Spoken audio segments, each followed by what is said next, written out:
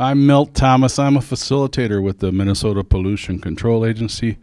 I'm just here to get us started, and then we'll have our assistant commissioners provide a briefing. Our primary purpose today is to hear from you, find out what your values and priorities are to the extent that you're clear. We're going to update you. We plan that update for about a half an hour, but with good questions. After yesterday, it takes a little longer than that. And then after that, we'll have an open house with representatives from state government and consultants stationed around the room to address whatever specific questions you have about your own situation or a specific community or area in the East Metro. In addition to hearing from you, like I said, we want to give you an update of where we're at. This is kind of a midpoint as we start to narrow down some of the scenarios that we're looking at, and your input will be vital for that. We'll be asking you some questions today that you might not have the answers to yet. Don't worry, you're not being locked into any position. We're just trying to get an initial baseline of where you're at. We also want you to experience and be aware of some of the challenges that we're facing and the work groups, the community work groups that we've been working with are facing, such as how to be fair, for example, between municipal and private wells, how to address cost, for example, the tension between initial cost to set things up and money that's needed later on for operation and maintenance, and sustainability, like how to make sure the groundwater is of the quality and quantity we need to move forward.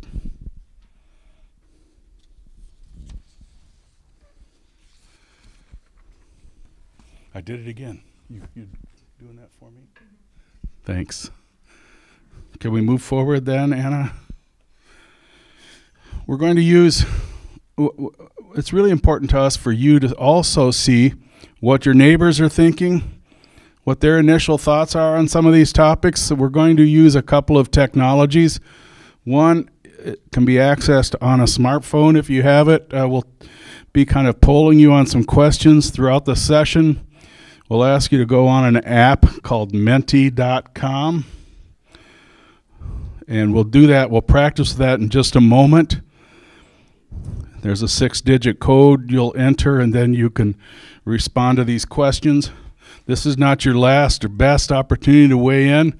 It's just an initial snapshot. We will also, you should have received 4 sticky dots when you came in. If not, you can still get those. And Ralph, our big guy back there by the door, has them if you want them now. And we'll ask you to weigh in on some options for actions that need to be taken outside of drinking water. So, and you can do that later. So let's see, are we ready to? If you do get ahead of us with the questions on Menti, you can just hit the refresh button on the screen and it'll catch everything back up. So we're going to begin with this update, and it's going to have 4 main parts to it. We're going to explain what PFAS is and the history of the situation and the progress so far on the 3M settlement. We're going to share with you some long-term drinking water options for the East Metro that our consultants put together for us. We're going to talk about what's next and how you can participate and stay updated. And then we'll take any final questions. We'll kind of sort those into ones that we think will benefit the larger group from the ones that are your specific individual questions. We'll take the large group questions first, and then you can talk to people one-on-one or in small groups. If you are as handy with smartphones as I am, you have the option of using some laptops that we have set up along this wall to answer the initial questions, but especially to ask an open-ended question that we have for you at the end of this session. So for those of you who are willing to participate in this, let's Let's go to our first question on menti.com. The code, it looks like, is 719233. I keep waiting for someone to yell bingo when I say that. And then it asks, what community do you live or work in the East Metro? Somebody's already figured it out.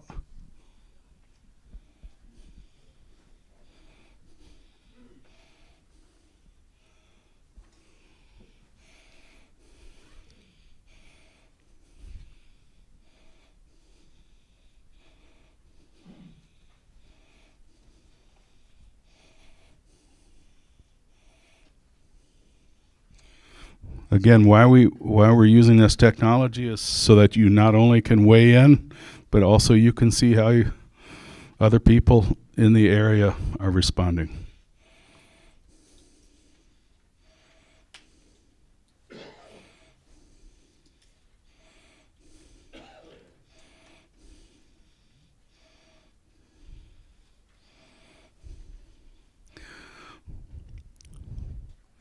They can continue to enter their responses if we move ahead with the presentation. So, not trying to hurry you folks, but I think we'll go ahead and turn it over to Jess Richards, Assistant Commissioner with the Department of Natural Resources. Thanks, Milt. Everybody hear this microphone okay? Great. Thank you. My name is Jess Richards. As Milt said, I'm Assistant Commissioner with the Minnesota Department of Natural Resources. The DNR, along with the MPCA, Assistant Commissioner Kirk Kadelka is here, and he'll be speaking after me. We are together co-trustees for the 3M settlement. So our commissioners are the ones who will ultimately have to make the decision about how we move forward with, with going forward for long-term drinking water solutions for the East Metro. Over the last year, we've gained significant understanding of water transportation in the area, identified potential long-term options that we're going to talk about today. These are they aren't solutions right now. They're concepts, and they're things that we've evaluated to understand costs and feasibility, and really to start to even generate a conversation with you to get some feedback. We've also built a drinking water and groundwater model to analyze these options, and with the advancement of these models, we've been able to identify that there are paths forward to ensure that we have long-term safe and sustainable drinking water in the area. Before I get too far, I just want to, I don't know if there's any local or state elected officials here today. If you are, maybe throw your hand up. Usually during the middle of the day, we don't get anybody to attend. They're in session or something like that. So, okay, great. I do know that we have a handful of our work group members. So we have two groups that we meet with on a monthly basis. One is a group of citizens that represents each of the communities as a public meeting with the state, and the other is community representatives, city representatives. And so if you guys could raise your, I know I see two of you right here, and I thought I saw Monica around here somewhere. There you are. Okay. These folks have been meeting with us on a monthly basis, helping us work through questions, helping us, challenging us with tough questions about how do we evaluate this situation. And so they've been very helpful. They've put a lot of time in. Every month it's about a 3-hour meeting or two. So we appreciate, and in Monica's case, she's at both of them every week, or every month as well. 3 of them every month. Okay, great. Thanks, Monica. Okay. So I'm supposed to have advanced the slide. Jess, I forgot to mention it. Did you mention the TV? Oh, just so everybody's aware, we have the local cable access channel here today, videotaping the presentation. If you do have a question during the process, we're going to make sure you use the microphone so that everything can be picked up well on the cable access channel. So thank you for them for participating and sharing this with everyone. So what are PFAS substances? You can see it's a large class of surfactants, and they have unique chemical properties and physical properties that really make them hard to break down. They're resistant to breakdown, and they're really mobile in the environment, and particularly in the case that we're dealing with here mostly is they're really mobile in the groundwater. They were used since the 1940s, and you can just see a list of some of the products here, very common products that they were used in. And they've been linked to certain health effects. So we have folks from the health department here today. Maybe you guys can raise your hand so people know who you are. We appreciate that. The health department's a great partner with the MPCA and DNR. in working on this. And from our health department website, we know that in some studies, higher levels of PFAS in a person's body were associated with higher cholesterol, changes to liver function, reduced immune response, thyroid disease, and certain types of cancer. And now they'll go on to say that more work needs to be done to understand whether it was PFAS that influenced these results or some other factor. But the health department continues to really monitor what's really a growing body of science around PFAS, and they make adjustments to their advisories and to their information that they put out on this as it comes forward. So this is a high-level look here about what we know about PFAS contamination in the East Metro, and there's been a lot of work to understand where this contamination is coming from and what the sources are, and it's really traced to 4 disposal sites that you can see here. First, you can see the Cottage Grove site. Obviously, this is right near the largest one right there at the bottom of the screen. The Oakdale site, the 3M Oakdale site, is up on the smaller one up on the left. You can see Oakdale Disposal. The Woodbury site in the middle, 3M Woodbury, and then the Washington County landfill up in Lake Elmo. As I said before, PFAS is very mobile in groundwater, and these sites, the groundwater is mobilized to PFAS, and we figure there's about 150 square miles affecting the drinking water of PFAS coming from these sites. It affects the supply to about 174,000 residents here in the East Metro. Now, as we look forward, one of the things you'll see as we talk about this today is that we've looked at projections by the Met Council and by all the local communities out to 2040 for population estimates, and we're estimating that the area will grow to around 220,000 in 2040. So that's just a baseline piece of knowledge as we go forward in our presentation. Jess, yeah. Sorry to interrupt, but I see people again today taking photos of the screen, and I just checked, and we will post, when we give them that website today, we will post the PowerPoint on that website so people will have that information when they want it. Absolutely, and you're welcome to take photos of the screen too. You know, if you want me to stand in there, I'm so what we're here to do today is discuss these potential long-term options for drinking water. But it's really important to recognize that there are already temporary systems in place to make sure everyone has safe drinking water in homes and businesses until these long-term solutions are put in place. You're going to hear later on about how the health department sets a health advisory level for PFAS, and they use a process that basically sets a level based on the most sensitive receptors being infants, and what kind of level of exposure over the long term would protect infants from long-term health effects. So that's how advisories are set, and we're going to talk more about that. We have a number of different times where we'll refer back to health advisories, but it's set at a protective level with the most sensitive populations. But temporary treatment is in place, and it's funded through a separate funding source from the settlement that we're talking about today. You're going to hear us talk occasionally about the consent order with 3M.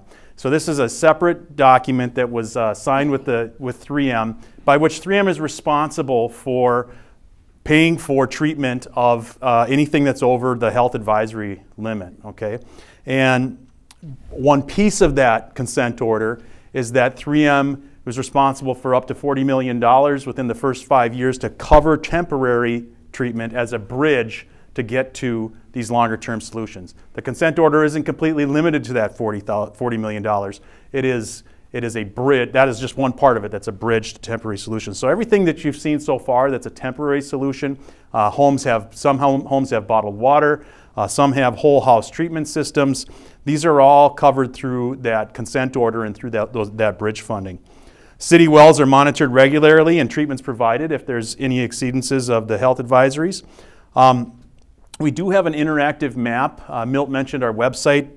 You'll see it later on the screen, but it's 3msettlement.state.mn.us. And that's 3msettlement.state.mn.us. So that'll show up later, but if you wanted to go there, you can go into that interactive website and you can see where the health advisories are as well. Thanks, Milt. So today, we aren't having a discussion about whether or not you will have safe drinking water. You have safe drinking water. This is really about how do we use the most effective, how do we use the settlement funds in the most effective and efficient way to ensure that there is safe drinking water going on into the future, and to ensure that we use those funds well. So just a quick look here. I've mentioned a few things, and then this is a little closer look at them. So the settlement, the 3M agreed to an $850 million grant to the state for long-term drinking water solutions for the East Metro. There's two priorities in this settlement. Priority one is clean and sustainable drinking water. So that's really what we're here talking about. Priority two is restoration and enhancement of natural resources, and there's $20 million at a minimum that's set aside for that activity. We talked about the sticky dots that you come in and use later. That's about the first, even scratching the surface of a conversation on priority two. Really, we're focused on priority one. Right now, that is our focus, and we will revisit priority two, but some preliminary thoughts because we've got you here, so we appreciate your participation there. The settlement preserves, though, 3M's obligation under the consent order. So the consent order is from 2001, and as I talked about, it's a bridge right now for temporary solutions, but you'll see later on in the presentation that consent order doesn't go away. It also stays in place if settlement funds are gone. So we're up to our next question, and did anybody have any difficulty getting into the system? Okay. I was told that the facility does have Wi-Fi, and that you don't need a password to get in. I was actually able to log on, which is rare for me in any place that has Wi-Fi because I can never figure it out. Well, a couple people came in after you would explain what. Oh, thank you. So if you go to menti.com on your phone and enter the code 719233, and once you do that, you should be able to access the questions right away. So really, this next question, these next two questions are really just geared toward getting some more demographic information for us. And so the first one is, where do you get your drinking water from? Your choices here are private well, public water system, or don't know. And I see people are already way ahead of me here, so I appreciate that.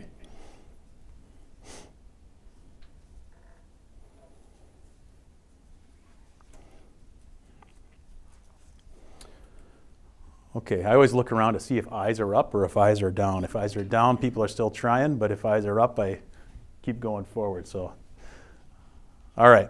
So the next question then is, what is the source of that water? And your options here are groundwater, surface water, or don't know.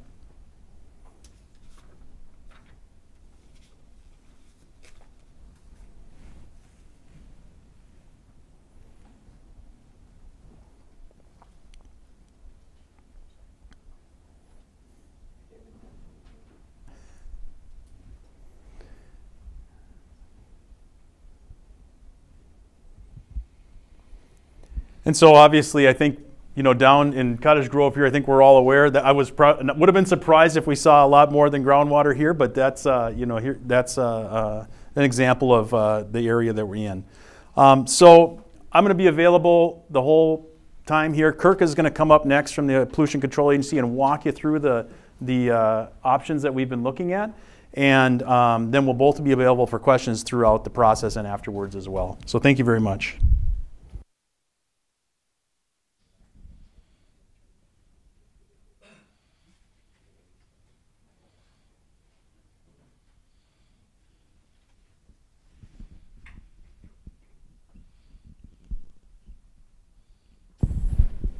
Okay, I think folks can hear me. So as Jess mentioned, we're now going to talk more about some of the work that we've been doing and some of the results and our long-term drinking water supply options.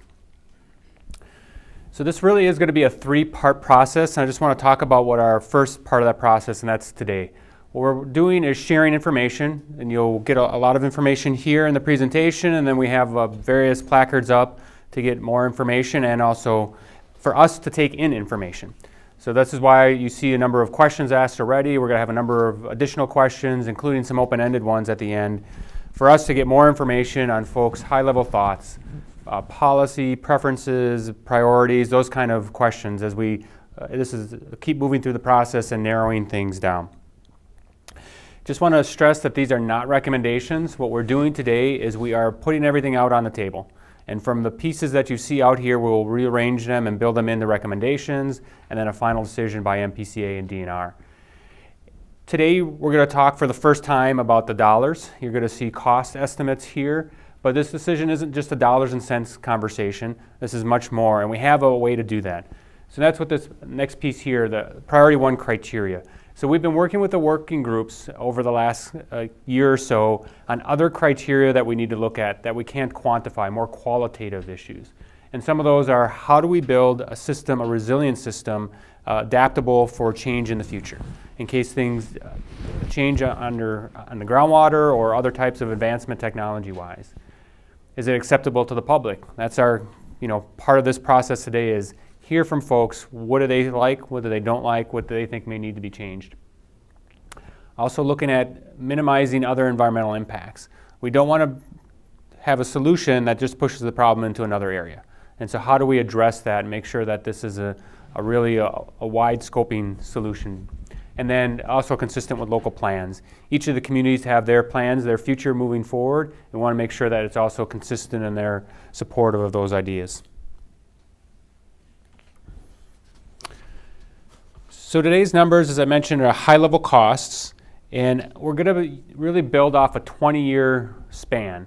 And we do this for a couple reasons, and you'll see 20 years up there. Each of the communities, the 14 communities in the East Metro that we've been working with, have a 2040 comp plan, which really talks about how they want to develop over the next 20 years, what's the population, what is it going to look like. And because of that consistency, we're able to look at each of the communities in a similar fashion. It also will be how we look at operation and maintenance. What does it look like over the next 20 years? Now we know that there'll be potentially more growth. For instance, in Cottage Grove here, it may not be at near build out by that point. And so we'll still have to take that into consideration. But a really good focus area right now is for those 20 years. We also know that these scenarios have both capital, what it costs to build these systems, but also the ongoing operation and maintenance for them moving into the future. Because we know that for a number of these, there's going to be those additional costs, and we want to make sure that they're thought about as we move forward. We also are looking at contingencies. There's contingencies of about 20% built into these cost estimates, but also as we look and put together recommendations, do we put more away for contingencies, other types of contingencies? Is that one of the ways that we can deal with uncertainty or create resiliency into the future? And then finally, not on these charts, the bar charts you're going to see here, there's inflation. But in the handout that many of you have, the chart 7.2 also has inflation built into it. So we see what those numbers can look like. So what do we know? Just a little bit here. A number of these communities have city and private wells. Through each of these scenarios, we address both city and private wells. We don't want to forget one without talking about the other, and that's what each of these scenarios have. All of them have their own systems except for Maplewood, which operates in partnership with the St. Paul Regional Water. We have about 6,000 private wells in the East Metropolitan area, and that's our projection into 2040. And then, as you can see, close to 30% growth in population and 20% growth in water usage by 2040. And so that's what we're also building towards and looking towards those estimates. We also have other considerations we need to think about. There are different questions. One often is, can we just put a well someplace else? In some places in the East Metro, on the northern parts, for instance, there's a TCE contamination plume. So we have to be aware of that. We don't want to just move from one contamination to another. We also have restrictions on potential amount of quantity of water to take from groundwater, either because of local impacts, because of a trout stream in areas, or if we look up around the White Bear Lake area, restrictions on what new wells can be placed there. And so those are some of the other things that we're looking at. We've done this with the help of two work groups. Jess mentioned them, the Citizen and Business and the Government and 3M work groups. And we are looking at all 14 communities and making those recommendations for all of them at one time, not just have the first one in the door, get a decision made and then wait for the next one. What we don't want to end up is have the last person in the door have the least amount of resources potentially available to them. So that's why we're doing it together, to make sure we're doing this for all 14 communities. So again, back to the equity issue and also fairness. So how we got here, I'm just going to talk about this really high level. First is we started by collecting all the information on all 14 communities. As you can imagine, there's a lot of information there, everything from what the city's water systems look like. Each of these water systems, the city systems, are built a little differently, different software, and we built one master model that deals with the drinking water system, so we can start seeing what that looks like. We also built a groundwater model, the most advanced groundwater model we have here, building on other things that Met Council, the Minnesota Geological Services, and DNR have, to have a better understanding of, one, is there, if we start putting wells in certain places, is there enough? And then two, what we look at is the flow of contaminants into the future, so that we can kind of look and start seeing if there are other impacts that we may have because of things we're doing. Now, it can't tell us how much of a contaminant is at a certain spot, but it can tell us its general direction and what areas may be impacted in the future. And that's brought into this consideration too as we move forward. So with that information and the models and that, we then looked at what are the big ideas that can be done. And that's where we sought information from the public and pulled in ideas, and there were about 9 or 10 big ideas. And then moved on to the conceptual projects. So some of those big ideas were home treatment systems or regional systems that work together. So we took those ideas and then said, what does that look like in each of the 14 communities? And built out that. And that's where we are today, is when we assemble what that looks like, all those options in those 14 communities. We put it again together for the whole entire region as a scenario. And I'll talk a little bit more about that in a second. And then our next step after that is narrowing this down, recommendations, the good, better, and best, which I'll highlight in just a little bit. So the scenarios here, talking about public and private systems, all of the communities all at the same time, going out to 2040. And this really does allow us to provide that equity and make sure that what we're doing in one area doesn't adversely affect another part of the metro. We don't want unintended consequences. We really have these in 4 buckets. One is treatment, where we look at if there's a well and at various amounts of contamination, what if we just put a treatment system on there? And we'll talk about that in a little bit more detail here. The second was all the local communities, the governments, gave us ideas. So anything that fit within their borders of an idea and that they gave it to us, we ran that in a scenario. The third was we started looking at regionalized system. So what if instead of each community having a drinking water system, what if we had an East Metro drinking water system to share services and to see if there were some benefits as a result of that? And then finally, we started to take all these pieces and put them together in different options, and that's our integrated scenarios, where we start looking at different things and start playing to see how these pieces might be able to be rearranged in other attempts. So I just mentioned one of the things that we're looking at are private well owners, whether it's in a neighborhood that may be next to a city system, extending neighborhoods to get hooked up, or regions, private well areas, say in Gray Cloud Island or West Lakeland Townships, to be hooked up to municipal systems. What we want to hear from folks is, what are folks' general thoughts on that, of moving from a private well to a public system?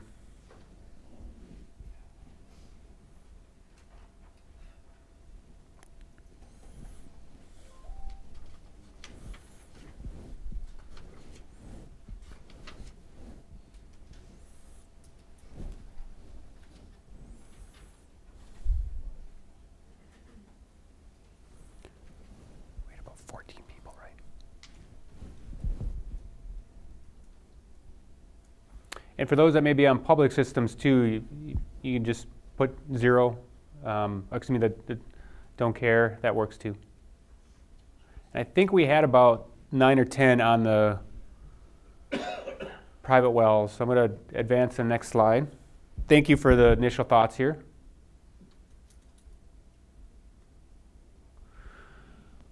When we talk about a lot of these scenarios, this term health index comes up multiple times. So I just want to spend a little bit of effort here to go through what that is.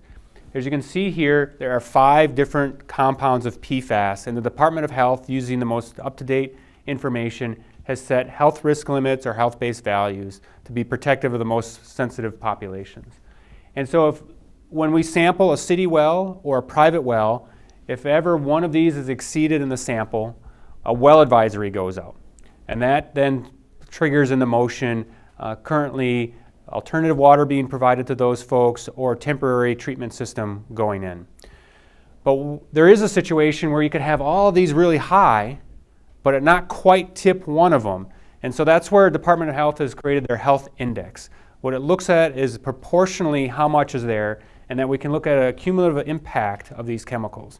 Because we know these PFAS compounds all have the same potential risk to certain systems. And so they really work together and not really on their own.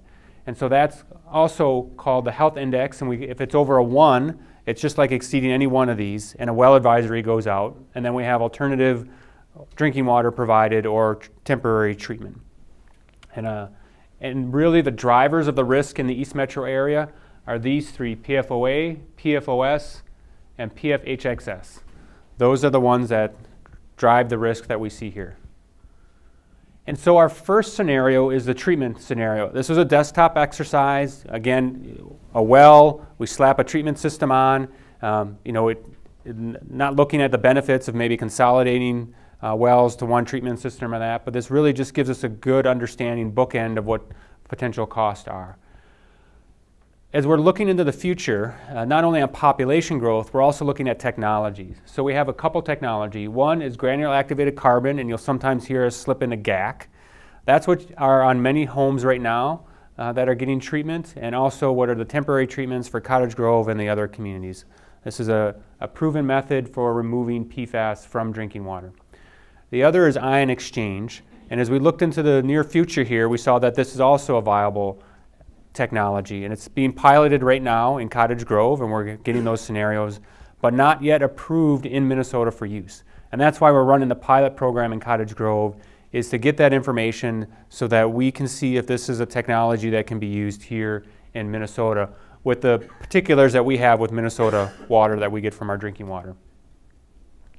And so as we looked at this, we did what was mentioned earlier. If you get over that health index or you exceed any one of the PFAS health values, a well advisory is issued. So what if we put treatment on just those homes? What is the long-term cost for that in terms of capital cost and operation and maintenance?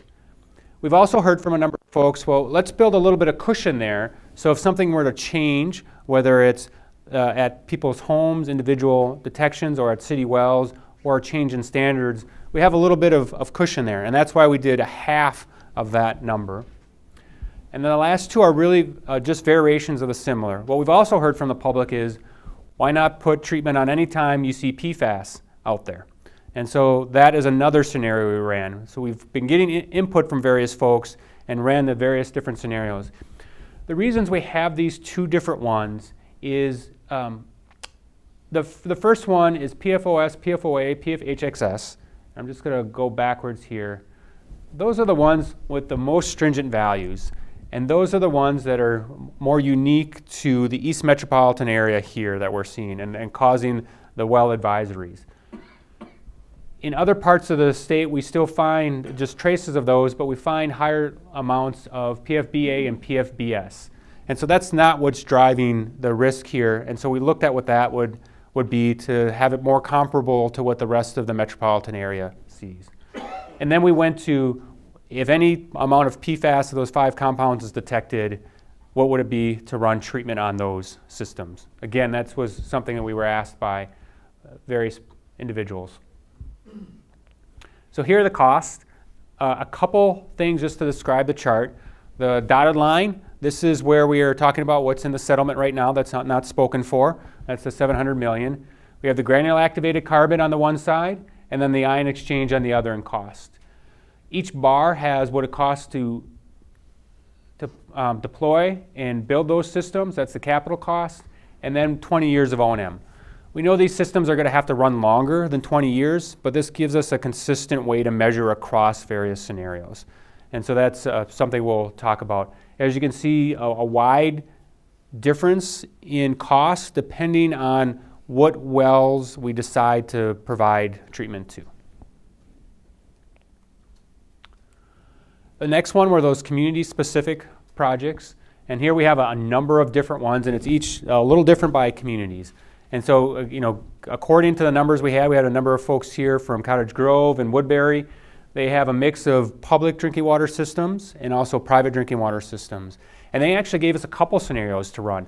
Different places to put treatment facilities, different ways to hook them up so that they could get information on how to optimize how potentially to put treatment on their locations.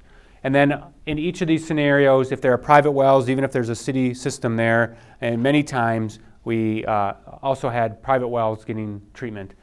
For some of the other areas around here, Afton, Denmark Township, Great Cloud Island, just looking at these communities staying on private wells with treatment at the whole home system. Real quick, the cost are the treatments and plants, the distribution line to get the waters to those locations. But we also looked in some cases at neighborhoods. Neighborhoods where there is currently a cluster of private wells that may exceed the drinking water values that have well advisories. What would it look like if we hooked up those areas too? And then finally, the term we'll often use, you hear from us, POET, a point of entry treatment system. That's those GAC systems that treat the whole house.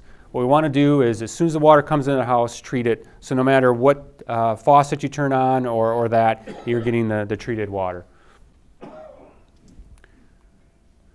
So as we looked at those costs, again, granular activated carbon, an approved technology and one that we're looking to get approved, ion exchange, you see those differences. Again, we aren't just making decisions on what the dollars and cents are. We still have to look at various other things. There might be reasons. One may be better, environmental impact in terms of how much energy it uses to take all this, or if there creates other types of waste streams as a result. So these are all still being weighed, the two different types of technologies.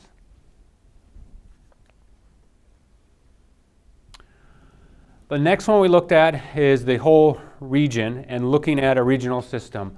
One of it is surface water, and that could be building a plant, a surface water plant on the Mississippi River and having a treatment there for it. Surface water you need to treat for things such as nutrients and bacteria, but wouldn't need to treat for PFAS. We did this in a different types of scenarios. One on the Mississippi that served all 14 communities. We built one on the Mississippi and one in St. Croix and kind of split communities on which one got the water from where, depending on locations.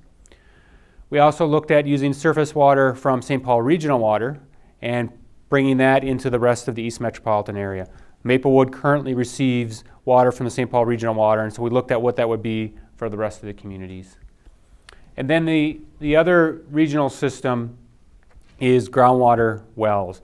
What if we took our groundwater from different wells than we currently do today? For instance, some of these scenarios, what if we built a large well field in the Afton, Denmark area where we're not seeing the level of contamination, and then sent that water to those areas that have been heavily impacted like St. Paul Park, Cottage Grove, Woodbury, and the like. And we did that in a couple different types of options.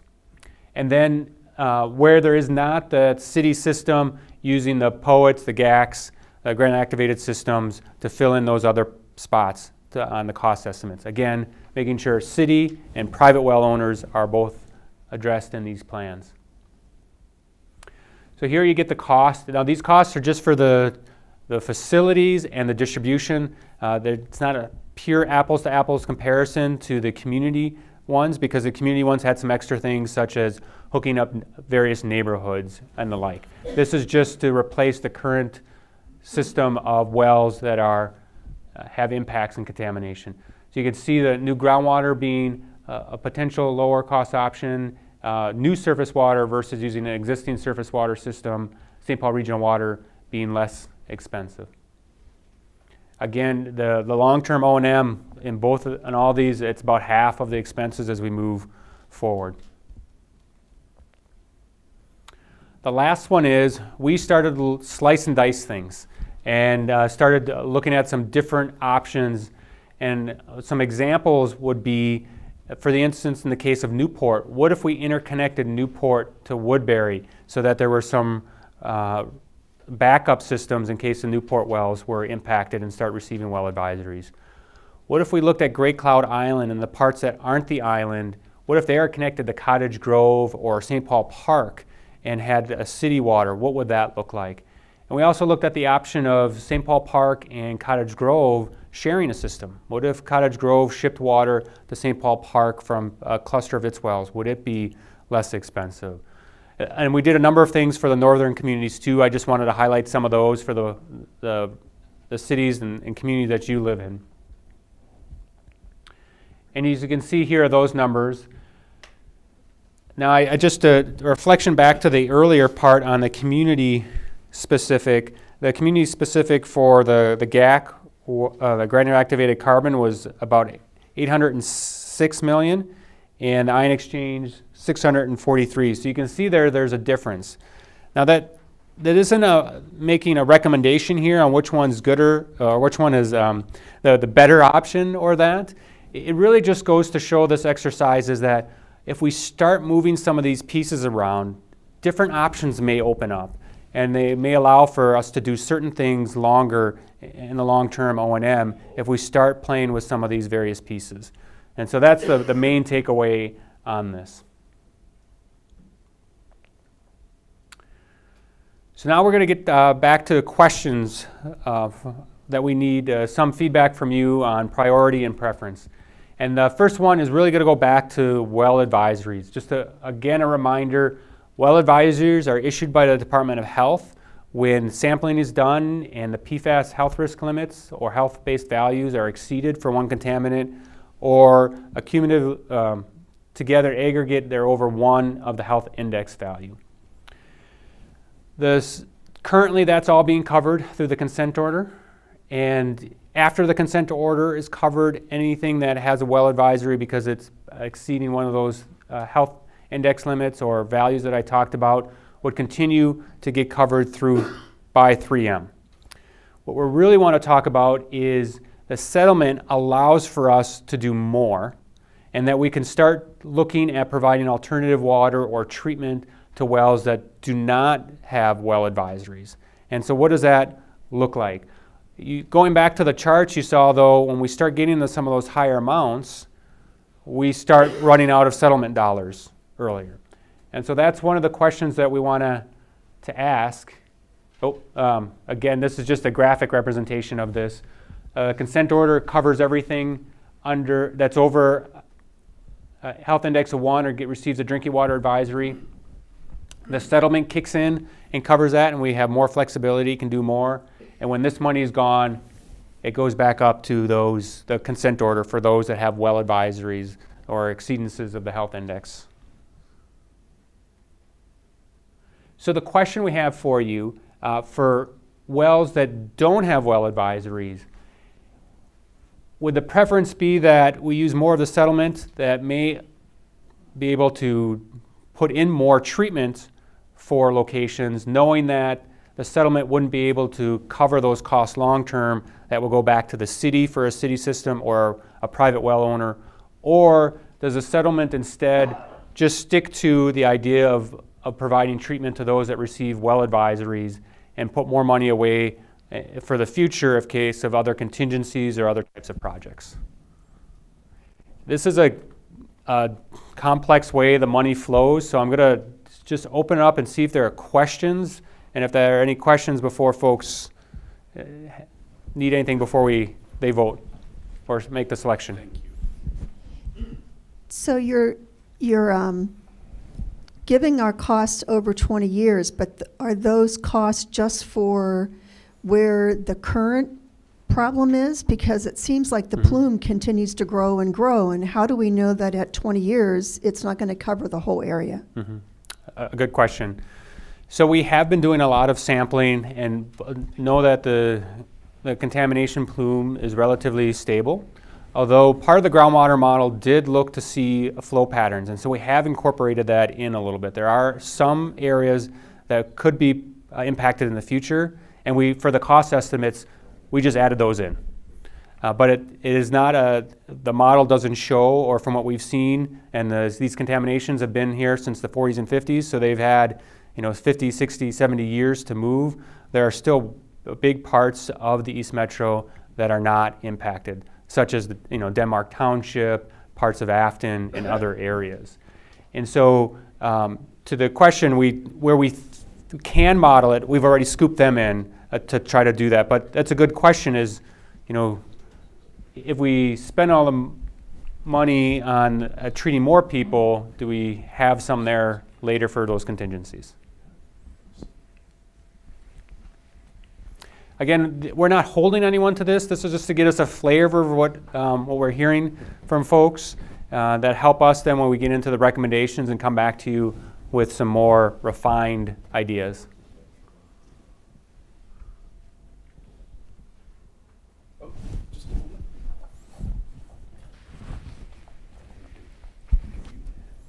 Rich Myers from Afton. So I think you answered your own question there, is if the treatment only when a well advisory is issued would come into play after the 20 years anyway. Isn't that correct? Right, for those over a well advisory, they're covered. So we're looking for those that wouldn't trip a well advisory. What do folks think? Should we prioritize money just to deploy more treatments that wouldn't be covered in the future? Or do we just keep it that narrow? So what you're saying then is that after 20 years, it's done? For those that didn't have a well advisory, it could be, yes. Okay.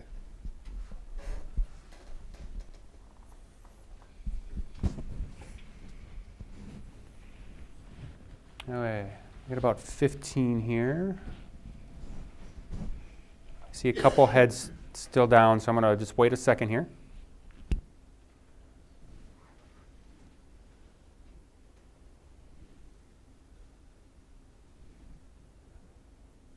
Okay.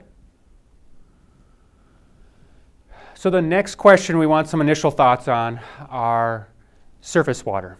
Surface water will not need to be treated for PFAS, but they do need treatment plants for other types of things to be addressed in surface water and to make sure that the distribution system works with it, since it's right now built for groundwater.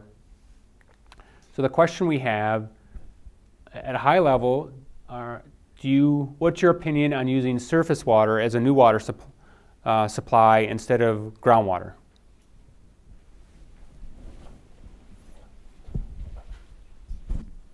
If Mississippi River water is used, is the point of connection for the water above or below the regional wastewater treatment plant that does the whole metro area? Mm-hmm. So this would be below that. That's one of the things that we're looking at. There are different places that can be done. If the water is taken from the Mississippi. Some of our scenarios run water from the St. Croix and put a treatment plant there. What if we're in favor of the Mississippi but not the St. Croix?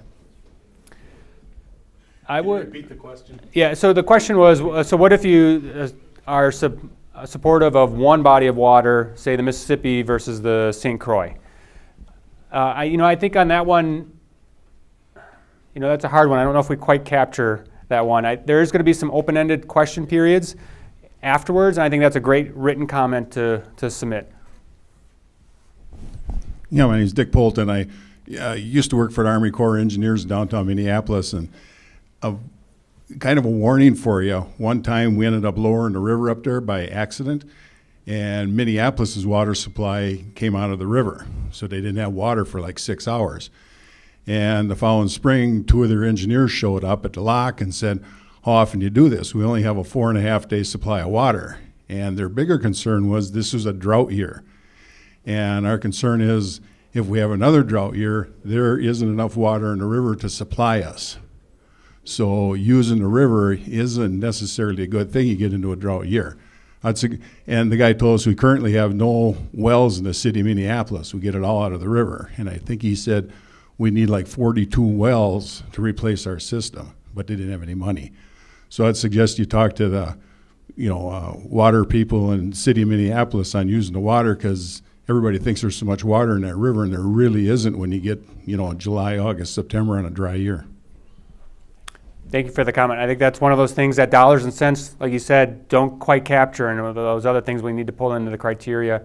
And that's one thing we've had talked with the work group about too, is there would still need to be a backup system just in case something were to happen also.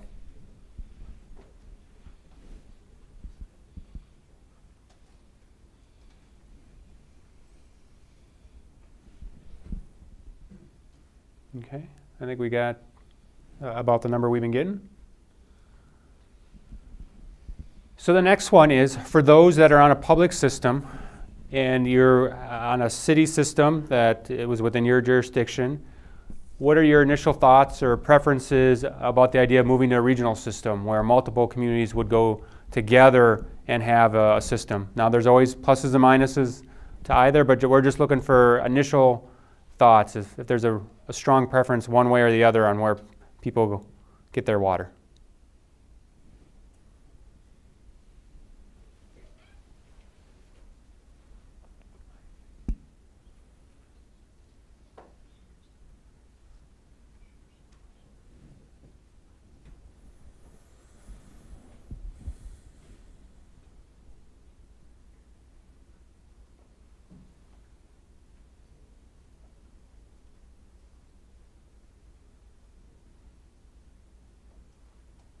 Okay. Thank you. I think this may be the last question here. Again, we've talked so much about operation and maintenance and talked about it in the other spots. It plays a key role in how the money is used.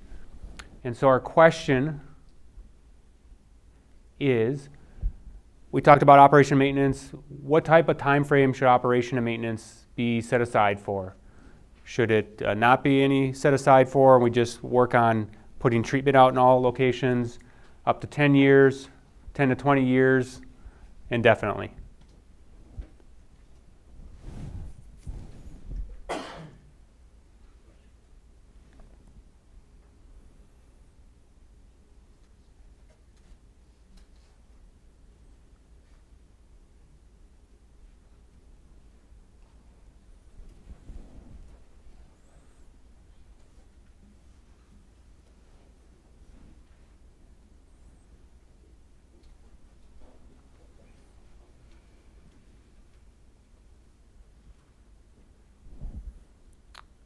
I think we're close to that number we've been hitting.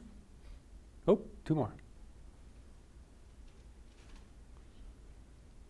Okay, a couple slides and then we'll open it up to just more general question and answer period. We talked about this being a three-phased approach. Today is sharing information and collecting information from you, listening to you, and we appreciate you helping us out with the polling here. The next piece is the MPCA, DNR, and our consultants are collecting all that information from today, from our meetings with the working groups. We're having meetings with the community leaders to get feedback. We'll pull that information together and come up with what we call the good, better, and best, because we know there are multiple ways to address the long-term drinking water for this region. And so put it in kind of 3 tiers, narrowing it down, and then coming back out to you with public meetings and a formal 30-day public comment period to get more information back to us. And so that's our next piece, and we're looking to do that in the spring yet. After collecting all that information from folks, then MPCA, DNR, and our commissioners would then make final recommendations and finalize the conceptual drinking water supply plan for at the earliest to late this spring or summer. This timetable is really going to be driven about what we hear back from folks, if they bring up ideas that we need to spend some more time on to run through in that. But this is our overall draft timeline. The plan then would be in the summer, start working with the local units of government or whoever would be doing the projects to start having them move forward and providing them the dollars to do that. In many cases, the first thing is going to be design dollars. So how do you start building these systems? What are the plans for it before construction will be done at a time afterwards?